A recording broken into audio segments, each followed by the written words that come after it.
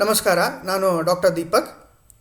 ಪ್ರಪಂಚದಲ್ಲಿ ಅತಿ ಹೆಚ್ಚು ಜನರ ಜೀವ ಉಳಿಸಿರುವಂಥ ಪ್ರಾಸೆಸ್ ಅಂತ ಹೇಳಿದ್ರೆ ಅದು ವ್ಯಾಕ್ಸಿನೇಷನ್ ಅಂತ ಹೇಳ್ಬೋದು, ಅಥವಾ ಲಸಿಕಾ ಕಾರ್ಯಕ್ರಮ ಅಂತ ಹೇಳ್ಬೋದು.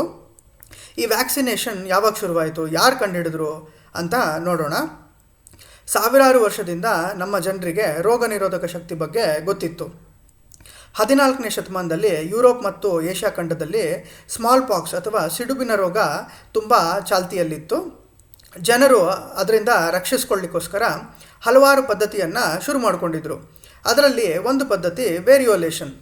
ಏನು ಮಾಡ್ತಾಯಿದ್ರು ಇದರಲ್ಲಿ ಅಂತ ಹೇಳಿದ್ರೆ, ಯಾರಿಗೆ ಸ್ಮಾಲ್ ಪಾಕ್ಸ್ ಅಥವಾ ಸಿಡುಬು ಬಂದಿರುತ್ತೋ ಅವರ ಲೀಷನ್ಸ್ ಅಥವಾ ಗಾಯಗಳಿಂದ ಮೆಟೀರಿಯಲ್ನ ತೆಗೆದು ಹೆಲ್ದಿ ಇಂಡಿವಿಜುವಲ್ಸ್ಗೆ ಚುಚ್ಚುತ್ತಾ ಇದ್ರು. ಇದರಿಂದ ಅವರ ರೋಗ ನಿರೋಧಕ ಶಕ್ತಿ ವೃದ್ಧಿಯಾಗಿ ಇದರಿಂದ ಸ್ಮಾಲ್ ಪಾಕ್ಸ್ನಿಂದ ಪ್ರೊಟೆಕ್ಷನ್ ಸಿಗ್ತಾಯಿತ್ತು. ಇದೇ ತರಹದ ಪ್ರಾಸೆಸ್ಗಳು ಭಾರತ ಮತ್ತು ಚೈನಾದಲ್ಲಿ ಕೂಡ ಚಾಲ್ತಿಯಲ್ಲಿತ್ತು. ಇದನ್ನೇ ಆಧಾರವಾಗಿಟ್ಕೊಂಡು ಲೇಡಿ ಮೇರಿ ಅಂತ ಒಬ್ಬಾಕೆ ಇರ್ತಾಳೆ. ಅವಳ ಗಂಡ ಒಟ್ಟೋಮನ್ ಎಂಪೈರಲ್ಲಿ ಅಂಬಾಸಿಡರ್ ಆಗಿರ್ತಾನೆ. ಅಲ್ಲೂ ಈ ಪದ್ಧತಿ ಚಾಲ್ತಿಯಲ್ಲಿರುತ್ತೆ. ಅದನ್ನು ನೋಡಿಬಿಟ್ಟು ಅಲ್ಲಿಂದ ಮೆಟೀರಿಯಲ್ನ ತರಿಸಿ ತನ್ನ ಇಬ್ಬರು ಮಕ್ಕಳಿಗೆ ಅವಳು ಕೊಟ್ಟಿರ್ತಾಳೆ.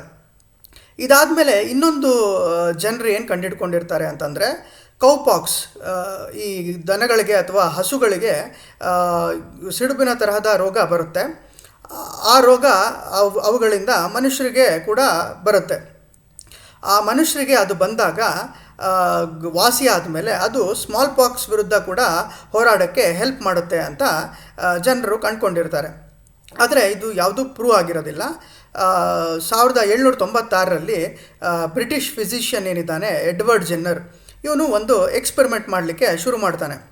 ಒಬ್ಬ 8 ವರ್ಷದ ಹುಡುಗನನ್ನು ಕರ್ಕೊಂಡು ಬಂದು ಅವನಿಗೆ ಈ ಹಾಲ್ ಮಾರೋನೊಬ್ಬ ಇರ್ತಾನೆ. ಅವನಿಗೆ ಈ ಕೌಪಾಕ್ಸಿಂದ ಕೈಗೆ ಲೀಷನ್ ಆಗಿರುತ್ತೆ. ಆ ಲೀಷನಿಂದ ಮೆಟೀರಿಯಲ್ನ ತಗೊಂಡು ಈ ಹುಡುಗನಿಗೆ ಚುಚ್ತಾನೆ. ಸ್ವಲ್ಪ ದಿನ ಲೋಕಲ್ ರಿಯಾಕ್ಷನ್ ಆಗುತ್ತೆ. ಆಮೇಲೆ ಹುಷಾರಿಲ್ದಾಗುತ್ತೆ ಆ ಹುಡುಗನಿಗೆ. 1-2-3 ವಾರ ಆದಮೇಲೆ ಹುಷಾರಾಗುತ್ತೆ.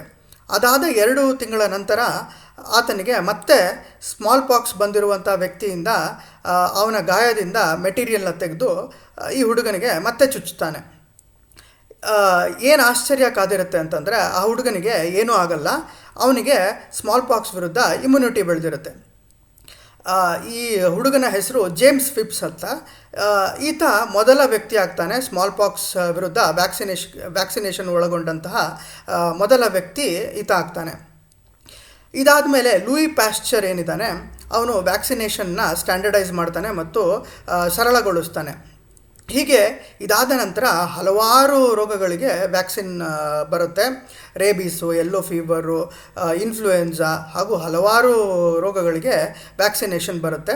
1967ರಲ್ಲಿ WHO ಸ್ಮಾಲ್ ಪಾಕ್ಸ್ ವಿರುದ್ಧ ಹೋರಾಡಲಿಕ್ಕೆ ಪ್ರಪಂಚದಾದ್ಯಂತ ಪ್ರೋಗ್ರಾಮ್ನ ಲಾಂಚ್ ಮಾಡ್ತಾರೆ.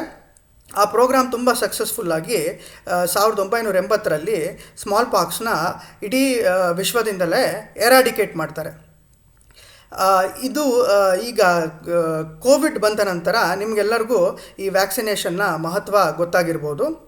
ಕೆಲವೊಮ್ಮೆ ಅಲ್ಲಿ ಇಲ್ಲಿ ಈ ವ್ಯಾಕ್ಸಿನೇಷನ್ ವಿರುದ್ಧ ಹಲವಾರು ಸುದ್ದಿಗಳು ಬರ್ತಾ ಇರುತ್ತೆ. ಇದಕ್ಕೆಲ್ಲ ಕಿವಿ ಕೊಡಬೇಡಿ. ನಿಮ್ಮ ವೈದ್ಯರು ಏನು ಹೇಳ್ತಾರೆ ಅವರ ಸಲಹೆ ಪಡೆದು ಯಾವ್ಯಾವ ರೋಗಕ್ಕೆ ವ್ಯಾಕ್ಸಿನೇಷನ್ ಇದೆಯೋ, ಯಾವುದು ಸೇಫ್ ಇದೆಯೋ ಅದನ್ನು ತಗೊಳ್ಳಿ. ಈ ವ್ಯಾಕ್ಸಿನೇಷನ್ ಏನಿದೆ, ನೀವು ನಿಮ್ಮ ಮಕ್ಕಳಿಗೆ ಹಾಗೂ ನಿಮ್ಮ ಮನೆಯವರಿಗೆ ಕೊಡುವಂತಹ ಒಂದು ಅತ್ಯಮೂಲ್ಯವಾದ ಗಿಫ್ಟ್ ಅಂತಲೇ ಹೇಳ್ಬೋದು. Thank you.